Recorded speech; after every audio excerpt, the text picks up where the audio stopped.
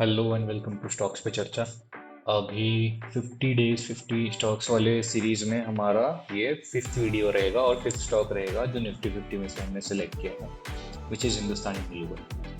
तो अपने पास में हिंदुस्तानी लीवर का चार्ट ओपन है। इसमें अपन थोड़ा छोटे टाइम फ्रेम पे जाएंगे और एक स्विंग ट्रेड अपॉर्चुनिटी के बारे में बात कर लेंगे।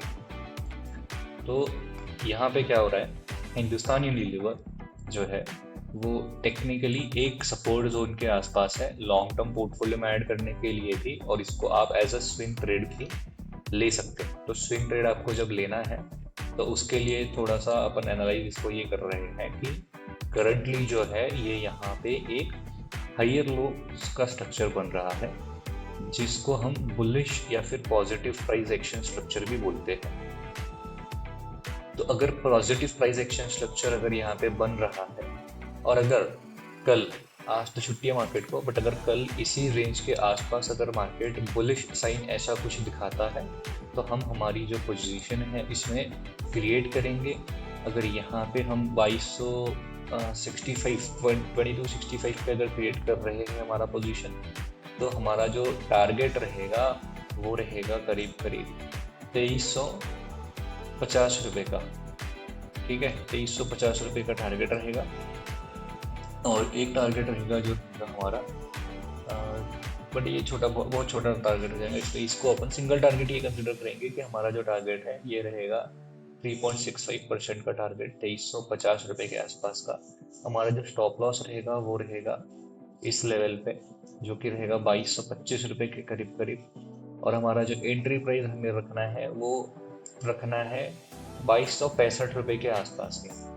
तो इस तरह से एक स्विंग ट्रेड बनता है। अब अगर ये स्विंग ट्रेड कब लेना है, अगर कल हिंदुस्तानी लीवर पॉजिटिव ओपनिंग देता है तो ही हम यहाँ पे हमारा स्विंग ट्रेड को प्लान करेंगे और एग्जीक्यूट करेंगे। उसके अलावा हम स्विंग ट्रेड को एक्टिवेट नहीं करेंगे।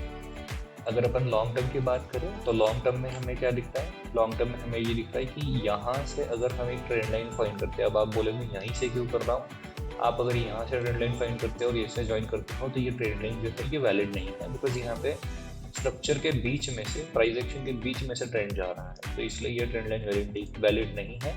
अगर इस ट्रेंड लाइन को अपन ऐसा ड्रॉ करते हैं तो हम बोल सकते हैं कि हाँ, थोड़ा बहुत एक वैलिड सा ट्रेंड लाइन यहाँ पे दिख रहा है, जिसमें प्राइस जो है 3 बार कम से कम सपोर्ट लेके यहाँ से चला है।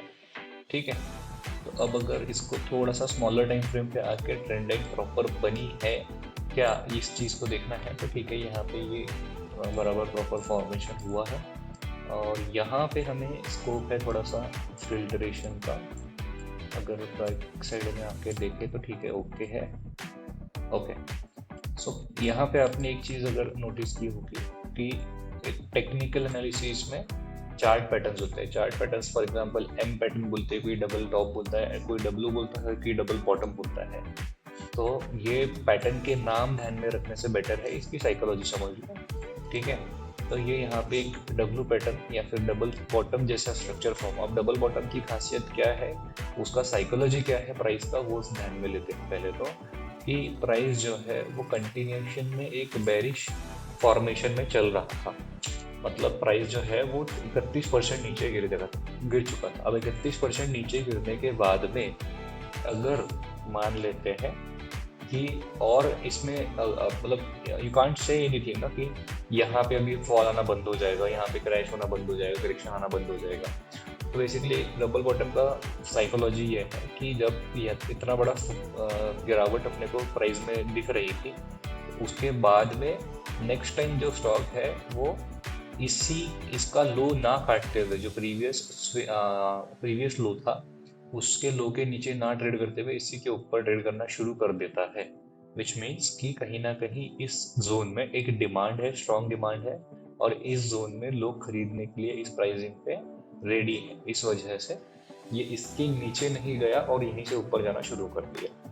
तो इस तरह से हम डबल बॉटम ये स्ट्रक्चर को ट्रेड करते हैं। Now if you are see, यहाँ पे क्या हो रहा है कि यहाँ पे एक हमें फिर से डबल बॉटम की तरह स्ट्रक्चर फॉर्म होते हुए दिख रहा है, पर अभी जो है ये इसके ट्रेंड लाइन से 4.5% अभी दूर है। और सेकंड चीज़ ये भी है कि यहाँ पे अभी प्रीवियस डे यानी कल की जो क्लोजिंग है वो भी बेरिश हुई है। तो हम फिलहाल के लिए मान लेते हैं कि अगर यहाँ पे कहीं पे भी हमें एंट्री मिलती है तो हम हमारा स्टॉक में quantity addition for our long term portfolio में कर सकते हैं। तो लॉन्ग टर्म पोर्टफोलियो के लिए हमारा जो बाइंग रेंज जो है वो हम अभी आपको यहाँ पे लिख के दे देते हैं। तो ये तो हो गया हमारा स्विंग ट्रेड का चीज़ था। अब अगर लॉन्ग टर्म में आते हैं तो लॉन्ग टर्म में हमें क्या दिख रहा है कि ये फिलहाल एक ट्रेंड लाइन के आसपास है। थोड़े बड़े टाइम फ्रेम में आते हैं, वीकली टाइम फ्रेम। तो एक ये बड़े टाइम फ्रेम में एक अपने जो लॉन्ग टर्म ट्रेंड लाइन है जो 2018 से जिसपे फॉर्म हुई थी और वहाँ से बराबर सपोर्ट ले लेके प्राइस जो है वो चल रहा है। तो उसी ट्रेंड लाइन के आसपास फिर से स्टॉक का प्राइस जो है वो पहुँच गया है और यहाँ पे हम हमारा लॉन्ग टर्म पोर्टफोलियो में इसका एडिशन करना शुरू कर सकते हैं। तो अगर देखा जाए तो यहाँ पे मैं तीनों लेवल्स लिख देता हूँ एक सेकेंड। तो हमने यहाँ पे 3 लेवल्स निकाले थे और वो 3 लेवल्स मैंने यहाँ पे आपको नोट डाउन करके दिए हैं। अब ये क्यों नोट डाउन किया है वो समझ लेते हैं कि 2230 और 2275 का लेवल क्यों है। बिकॉज यहाँ पे ये 2230 के करीब करीब जो है ये इसका सपोर्ट जोन है। और ये सपोर्ट जोन जो है देखिए यहाँ से 2275 तक की अपन बात कर रहे हैं, मतलब ये इतना लेवल। तो अगर मान लीजिए कि अगर स्टॉक बहुत ज़्यादा नीचे नहीं आता, यहीं पे से ऊपर जाता है, तो हम यहाँ पे हमारा फर्स्ट लेग ऑफ बाइंग और first leg of addition of stock into our long term portfolio ये कर सकते हैं। तो यहाँ पे ये पहला जोन हो गया। अब अगर प्रीवियस स्विंग लो की बात करें तो इसको अपन स्विंग लो कंसिडर नहीं करेंगे। यहाँ पे स्विंग लो जो बना था ये वाला कंसिडर करते हैं। तो यहाँ से हम अगर फिबोनाची का सहारा लेके, which is a technical tool, इसका सहारा लेके अगर अपन लेवल्स मार्क करने की कोशिश करें तो इसका जो स्विंग लो है वो है 1901.55 का और इसका जो स्विंग हाई है वो है 2769.55 का। ठीक है, तो इस तरह से हमने इसके लेवल्स मार्क किए। अब इस लेवल्स के हिसाब से अगर देखा जाए तो जो हमारा हिंदुस्तान यूनिलीवर का जो स्टॉक है वो फिलहाल 61% के लेवल के करीब करीब ट्रेड कर रहा है। अब फिबोनाची का 61% का जो लेवल है, 61.8% का जो लेवल है, इसको गोल्डन रेशियो बोला जाता है।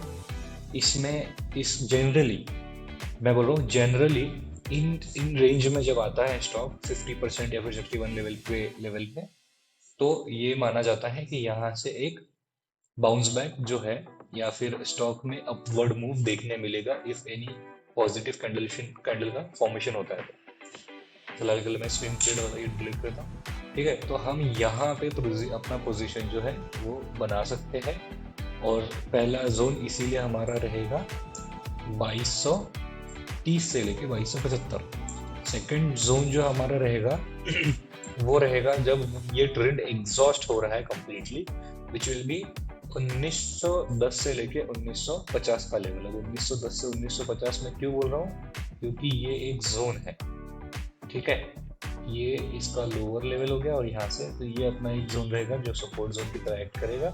तो इस जोन में भी अगर यहाँ पे आता है तो हम यहाँ पे अपना सेकंड लेग जो है बाइंग का वो इनिशिएट करेंगे। थर्ड लेग जो है वो है 2330 से 2355। 2330 से 2355 का जोन मैं क्यों बोल रहा हूँ, बिकॉज जो 50% का लेवल है वो भी एक एडिशन करने के लिए अच्छा जोन माना जाता है। तो मान लेते हैं कि 61% पे अभी अपन ने कल ऐड कर लिया स्टॉक को पोर्टफोलियो में। उसके बाद में हमने क्या करना है, तो उसके बाद में हमने बेसिकली ये करना है कि जो नेक्स्ट जोन है 2330 से 2355, इसलिए बिकॉज यहाँ पे देखिए ये एक जोन जो है, इस जोन में एक सपोर्ट लेवल की तरह हम एडिशन कर सकते हैं। यहाँ पे विक बना था इस कैंडल का, तो ये एक जोन हो गया। तो हम हमारे स्टॉक को लॉन्ग टर्म पोर्टफोलियो के लिए इस जोन में भी ऐड कर सकते हैं। ठीक है, तो इस तरह से हम इसको 3 लेग्स में ऐड कर सकते हैं।